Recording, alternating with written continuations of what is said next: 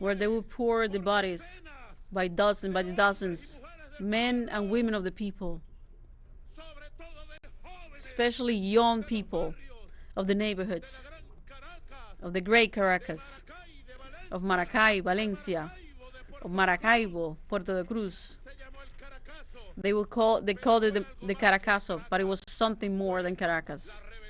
It was the uprising of the Venezolanazo to conquer the land of the liberators of America.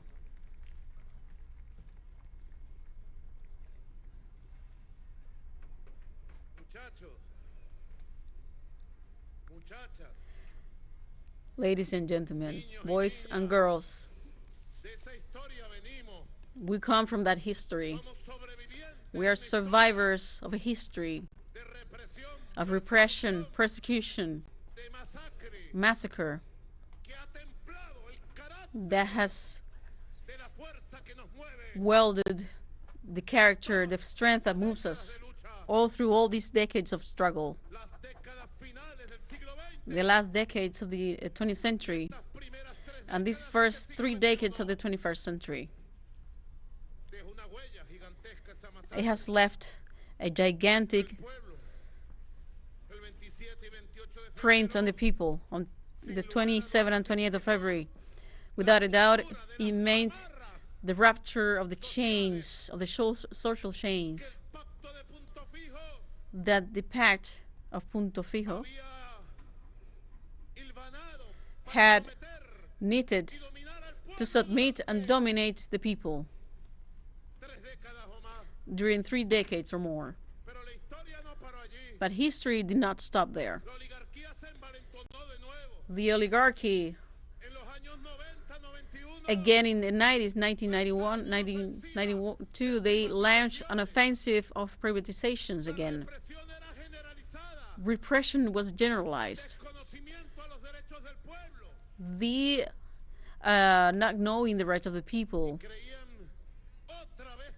And again they believed that the history was over.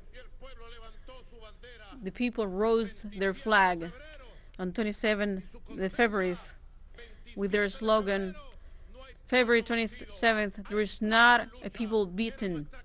This is a people that fights. This is our slogan. In the streets, in the neighborhoods, in the countryside, in the factories. There is not such thing as a beaten people, but as people of the struggle.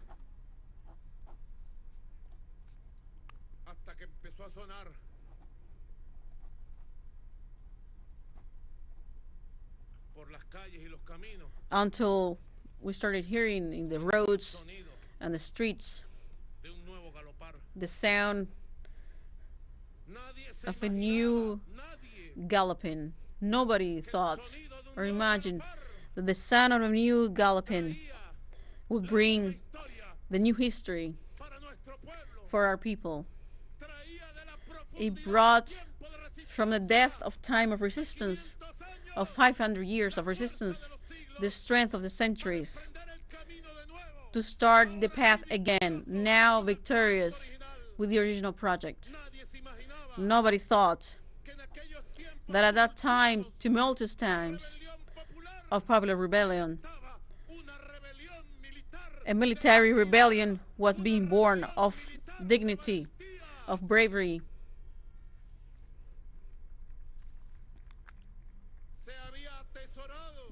They had treasured in the minds and the hearts of that youth, patriotic youth, of that Bolivarian youth. They had treasured that as if they had kept in a secret treasure, a magnificent treasure of their homeland, that youth that rose in the 80s, that saw the massacre of that 1988-9. They had treasured in the school, in the military academies, in the garrisons, the word of Bolívar, the example of Ezequiel Zamora, the word and the thought of Simón Rodríguez. And in their free time, they would sing the redemption song to free their souls of the struggle and the dreams of the future dreams. It was that youth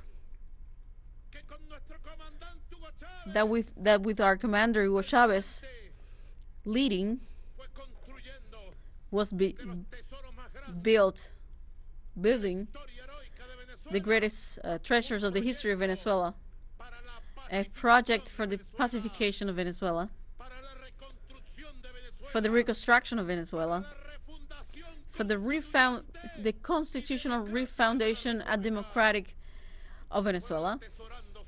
They were treasuring dreams until the day arrived.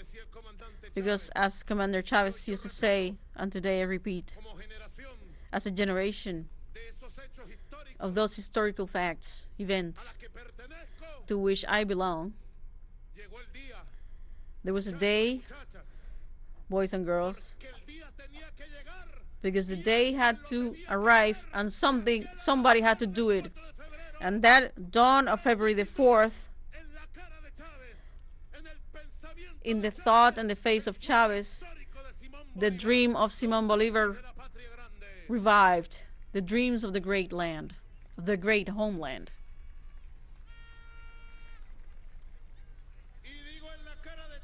And I say in the face of Chávez,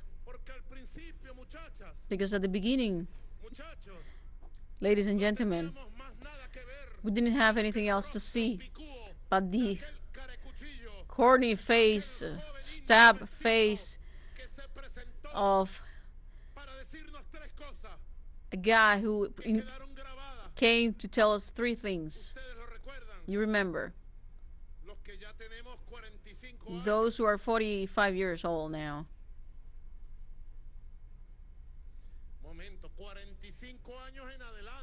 45 years on.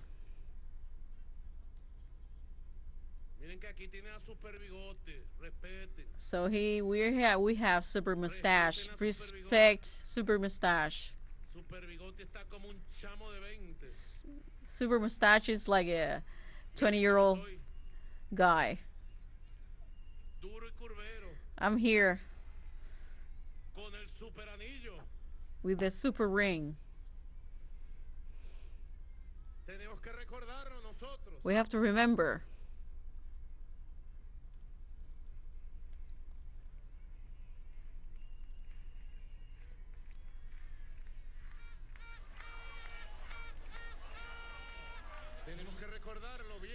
We have to remember very well the uncertainty of that early morning, the crossed informations.